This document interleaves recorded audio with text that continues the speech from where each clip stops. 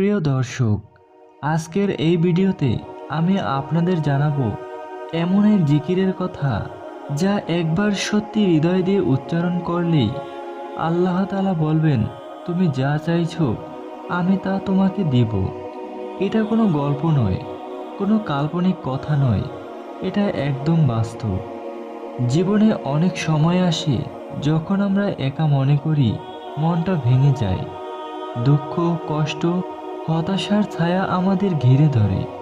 সে সময় আমরা আল্লাহর কাছে গিয়ে দোয়া করি, হে আল্লাহ, আমার কষ্ট কেটে যাক, আমাকে সাহায্য করো। আল্লাহর কাছে দোয়া তো অনেক, কিন্তু তাদের মধ্যেও একটা বিশেষ জিকির আছে যা নবী করিম সাল্লাল্লাহু আলাইহি সাল্লাম আমাদের শিখিয়েছেন। লা ইলাহা ইল্লাল্লাহ অর্থ, আল্লাহ ছাড়া কোনো উপাস্য নেই। এই ছোট বাক্যটা আমাদের জীবনের সবচেয়ে বড় সুরক্ষা। নবী করিম সাল্লাল্লাহু আলাইহি সাল্লাম বলেছেন, লা ইলাহা ইল্লাল্লাহ হলো জান্নাতের দুর্গ। যারা এই জিকিরটা সত্যি বিশ্বাস করে উচ্চারণ করবে, জান্নাত তার জন্য নিশ্চিত। কেন এই জিকির এত শক্তিশালী?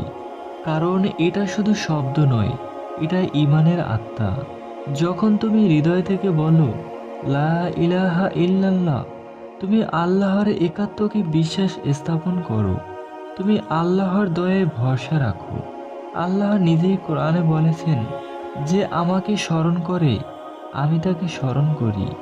তাই যখন তুমি এই নাম স্মরণ করবে, আল্লাহ তোমার দুঃখ মুছে দেবেন, তোমার প্রার্থনার জবাব দেবেন। এক সময় এক দরিদ্র ব্যক্তি ছিল, যে কখনো কোনো সমৃদ্ধি পায়নি। সে খুব কষ্টে ছিল, কিন্তু সে দিনে দিনে লা ইলাহা ইল্লাল্লাহ জিকির করতে শুরু করলো মন থেকে। একদিন সে দেখলো তার জীবন বদলে যাচ্ছে, তার মন শান্ত, তার সংসারে বরকত আসছে, তার চাওয়া পূরণ হচ্ছে। এই ঘটনা আমাদের শেখায়, বিশ্বাস আর জিকিরের মাধ্যমে আল্লাহ আমাদের জীবনে চমকপ্রদ বদল আনতে পারেন।